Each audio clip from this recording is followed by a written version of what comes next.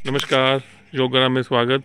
गुरु के सानिध्य में आपको हमेशा ज्ञान की प्राप्ति होगी और आपका जीवन सफल होगा। ये सनातनी धर्म भी कहता है और ये भारत का इतिहास भी है कि प्रभु राम जी वो भी गुरु के शरण में गए, जंगल में रहे, गुरु से शिक्षा ली। तो रूबी के साथ आचार्य जी हैं। सर नमस्कार। नमस्ते। सर आपका शुभ नाम क्या है सर? स्वामी हरिहर देव। और सर आप कब से सेवा दे रहे हैं सर? हम इधर 6 सालों से हैं। 6 सालों से हैं। तो सर एक जैसे बात है कि गुरु बिना गत नहीं है, तो इसका क्या मतलब है कि गुरु के बिना आपकी गति क्यों नहीं हो सकती? जैसे एक छोटा बच्चा पैदा होता है घर में, तो माँ उसकी पहली गुरु होती है। अगर माँ ना हो तो बच्चे को तो कुछ भी नहीं, शिक्षा संस्कार नहीं मिलेंगे। बिल्कुल। ऐसे ही आध्यात्मिक क्षेत्र में और भौतिक क्षेत्र में फिर और बच्चा आगे बढ़ता है तो पढ़ाई करता है, तो उसके लिए टीचर्स चाहिए, वो भी एक तरीके का गुरु है, शिक्षा गुरु। फिर आध्यात्मिक उन्नति के लिए आध्यात्मिक गुरु की आवश्यकता होती है। बिल्कुल। उसके बगैर हम यदि धर्म से नहीं जुड़ेंगे तो धर्महीन व्यक्ति जो है वो पशु के समान है, फिर हमारा जीवन पशु के समान ही हो जाएगा। तो गुरु जी एक चीज़ बताइए, जैसे मेरे 2 बच्चे हैं, अब वो मैं उनको स्कूल डालूंगा तो मान लो कॉन्वेंट स्कूल में डालता हूँ, वो तो सारा ईसाई पद्धति पे चलते हैं। वैसे ही वो father day, mother day, Valentine day, तो मेरा बच्चा तो फिर मेरे धर्म से ही दूर हो जाएगा। ये तो फिर गलत प्रणाली है एक तरह से। वो प्रणाली तो बिल्कुल ही गलत है। और ये हमारी शिक्षा पद्धति भी अंग्रेजों के आधारित है। हाँ बिल्कुल।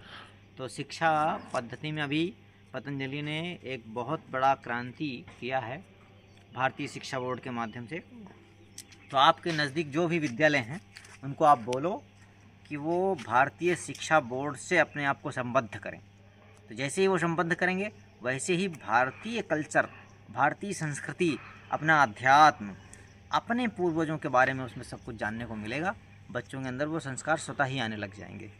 अच्छा। वरना फिर बहुत सारे गुरुकुल हैं, उन गुरुकुलों में बच्चों को पढ़ाया जा सकता है। आचार्य जी एक चीज़ लोग और कहते हैं शहरों में कि मेरा बच्चा कॉन्वेंट में पढ़ेगा, फिर अच्छे मल्टीनेशनल में जाएगा, क्योंकि मल्टीनेशनल का नॉर्मल पैकेज 50 लाख से शुरू होता है।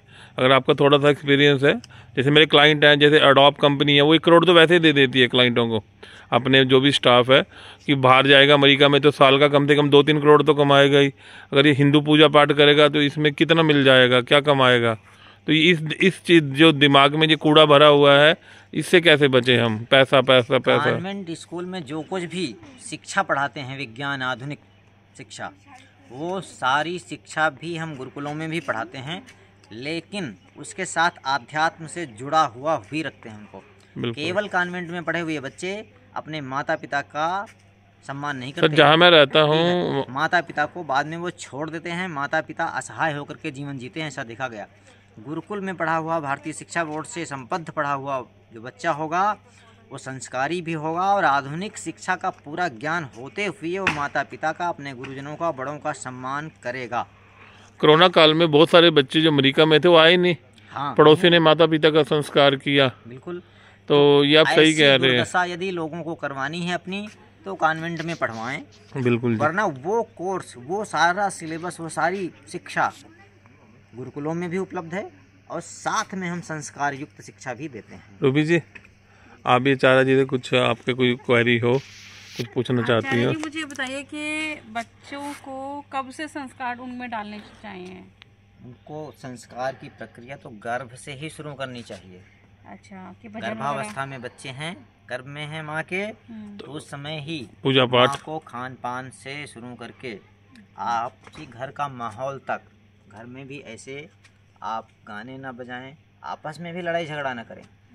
उसका सारा प्रभाव बच्चों पे पड़ने वाला है गर्भ में ही। अच्छा, मान लो घर में किसी की लड़ाई झगड़ा भी होता है तो असर आएगा बच्चों पे?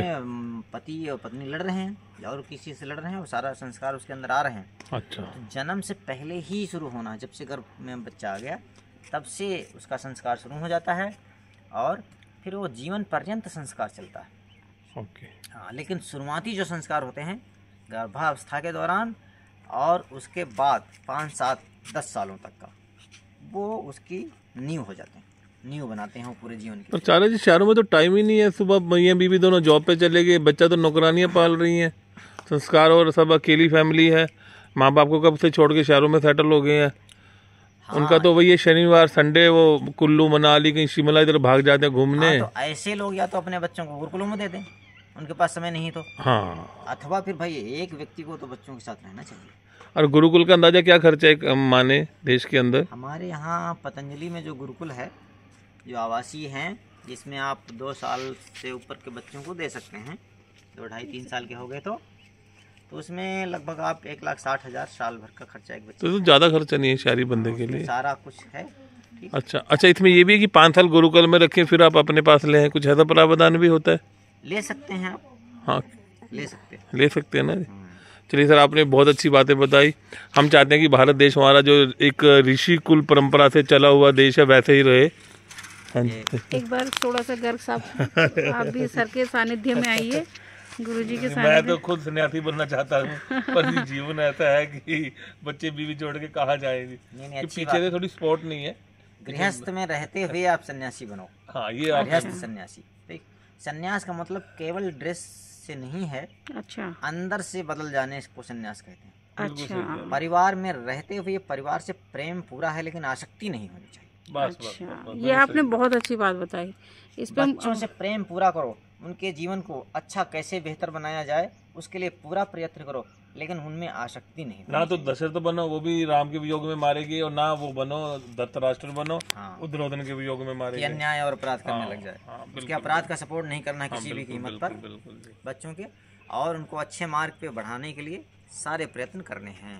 बहुत तो ये अनासक्त भाव से गृहस्थ में रहते हुए भी आप एक सन्यासी हो। बहुत बहुत शुक्रिया। ऐसे बहुत सारे संत, तुकाराम जी महाराज हुए हैं, गृहस्थ संत थे। पर पंजाब में तो सारे गुरु ही ऐसे हैं, वो गृहस्थ में रहते हुए तो सन्यास, भगवत प्राप्त गृहस्थ में रहते हुए। थोड़ा चलते हुए बताइए, बहुत अच्छी रिकॉर्डिंग हो रही है। चलिए जी, मैं सर को छोड़ भी आता हूँ। और गृहस्थ में भी आप सन्यासी रह सकते हैं, पति पत्नी दोनों। आपने ये सब बताया, हमें इतना अच्छे ज्ञान दिया, उसके लिए आपका बहुत बहुत धन्यवाद। आशीर्वाद दीजिए। नमस्कार। ओम।